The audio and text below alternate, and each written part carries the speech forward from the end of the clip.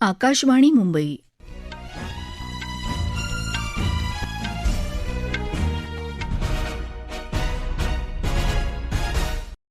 राजश्री आगाशी राष्ट्रीय बातम्या देत आहे. ठळक बातम्या.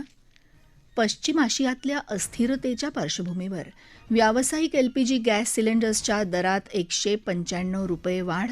घरगुती वापराच्या सिलेंडरच्या दरात बदल नाही. विमान इंधनाच्या दरात देशी कंपन्यांसाठी 8.5% वाढ. परदेशी कंपन्यांसाठी दर दुपटीनं वाढले. वस्तू आणि सेवा कर संकलनात मार्च 2026 मध्ये 8.8% वाढ. आणि गडचिरोलीत काल 9 नक्षलवाद्यांचं आत्मसमर्पण. पश्चिम आशियातल्या अस्थिर परिस्थितीच्या पार्श्वभूमीवर तेल विपणन कंपन्यांनी देशातल्या महानगरांमध्ये व्यावसायिक एलपीजी गॅस सिलेंडर्सचे दर वाढवलेत. त्यामुळे दिल्लीत व्यावसायिक एलपीजी गॅस सिलेंडर्सचे किरकोळ दर आता ₹2,078.50, कोलकातामध्ये ₹2,208, मुंबईत ₹2,031 तर चेन्नईमध्ये तो ₹2,246.50 करण्यात आल्याची माहिती इंडियन ऑईल कॉर्पोरेशनच्या वेबसाईटवर दिली आहे. 19 किलोच्या व्यावसायिक एलपीजी सिलेंडरचे सुधारित दर आजपासून लागू झाल्याचं यात म्हटलंय. देशात स्वयंपाकाच्या गॅसचे दर मात्र स्थिर आहेत. विमानासाठी वापरल्या जाणाऱ्या इंधनाच्या दरातही 8.5% वाढ झाली असून दिल्लीत ते प्रति किलो लिटर ₹2,07,000, कोलकातामध्ये ₹2,05,000, मुंबईत ₹1,94,000 तर चेन्नईमध्ये ते ₹2,14,000 करण्यात आलेत. परदेशी विमान कंपन्यांसाठी ही दरवाढ दुप्पट झाली आहे.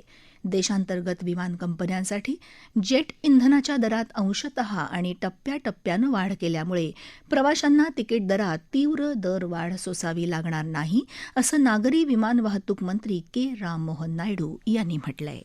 नवीन आर्थिक वर्षाची सुरुवात झाल्यामुळे आजपासून आर्थिक नियमांमधल्या महत्त्वाच्या बदलांसह अनेक आर्थिक सुधारणा अंमलात आणल्या जातील. 6 दशकांपेक्षा जुन्या प्राप्तिकर कायद्याच्या जागी आजपासून नवीन प्राप्तिकर कायदा लागू होईल. यात जुन्या कायद्यातल्या कालबाह्य तरतुदी काढून टाकण्यात आल्या असून गुंतागुंतीचे नियम सोपे करण्यात आलेत. करदात्यांसाठी अनुपालन अधिक सुलभ करून करप्रणाली सोपी करण्याच्या उद्देशानं हा कायदा तयार करण्यात आलाय. भारतीय रिझर्व्ह बँकेनं दिलेल्या निर्देशांनुसार देशातल्या सर्व डिजिटल पेमेंट व्यवहारांसाठी आजपासून 2 फॅक्टर ऑथेंटिकेशनचे नियम पाळणं बंधनकारक असेल. आर्थिक वर्ष 2026-27 साठी फास्टॅगच्या वार्षिक पासचं सुधारित शुल्क आजपासून लागू होईल आणि पॅन कार्डसाठीचा अर्ज तसंच पॅन नंबर अद्ययावत करण्याबाबतचे सुधारित नियम देखील आजपासून लागू होतील. पुडुचेरी आणि 4 राज्यांमधल्या विधानसभा निवडणुकांसाठी प्रचाराला वेग आलाय. ऐकूया एक वृत्तांत. आसाम, पश्चिम बंगाल, तामिळनाडू, केरळ या राज्यांमध्ये आणि पुद्दुचेरी या केंद्रशासित प्रदेशात या महिन्यात विधानसभा निवडणुका होत आहेत.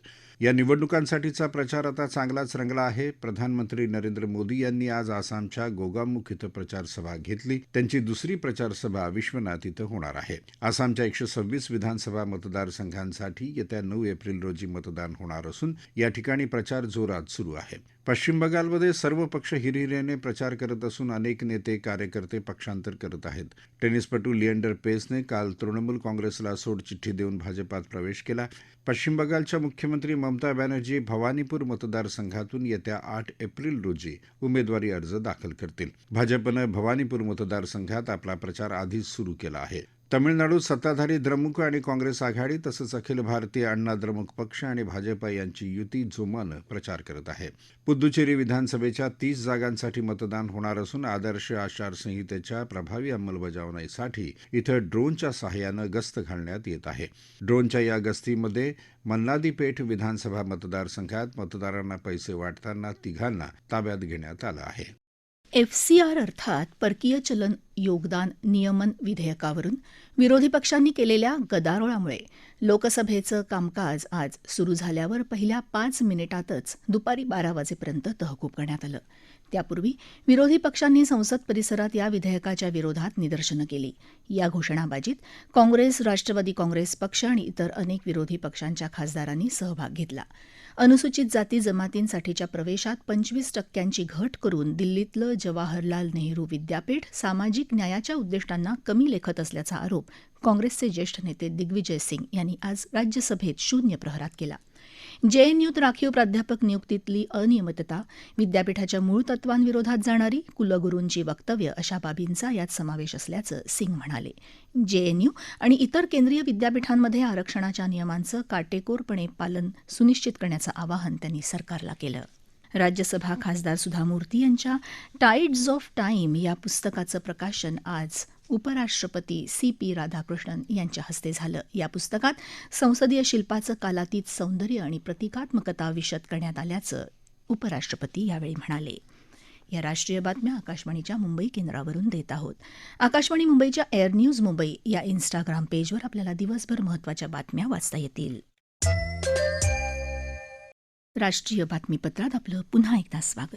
वस्तू आणि सेवा कर संकलनात मार्च 2026 मध्ये 8.8% वाढ झाली. गेल्या वर्षीच्या मार्च महिन्यात एकूण GST संकलन 1,83,000 कोटी रुपये झालं होतं. ते यंदा 2 लाख कोटीपेक्षा जास्त झालंय. देशांतर्गत करातून 1,46,000 कोटी रुपये तर आयातीवरच्या करातून 53,861 कोटी रुपये सरकारी तिजोरीत जमा झाले. ओदिशा राज्याच्या स्थापना दिनानिमित्त राष्ट्रपती द्रौपदी मुर्मू, उपराष्ट्रपती CP राधाकृष्णन आणि प्रधानमंत्री नरेंद्र मोदी यांनी ओदिशाच्या जनतेला शुभेच्छा दिल्यात. हा क्षण ओदिशाचा समृद्ध सांस्कृतिक वारसा, अनादी काळापासूनची परंपरा आणि इथल्या जनतेच्या ऊर्जेचा उत्सव साजरा करण्याचा आहे, असं राष्ट्रपतींनी आपल्या शुभेच्छा संदेशात म्हटलंय. देशाच्या स्वातंत्र्य लढ्यातला ओदिशाच्या जनतेचा सहभाग आणि राष्ट्रनिर्माणात त्यांनी दिलेलं योगदान सर्वांना प्रेरणादायी असल्याचं त्यांनी म्हटलंय.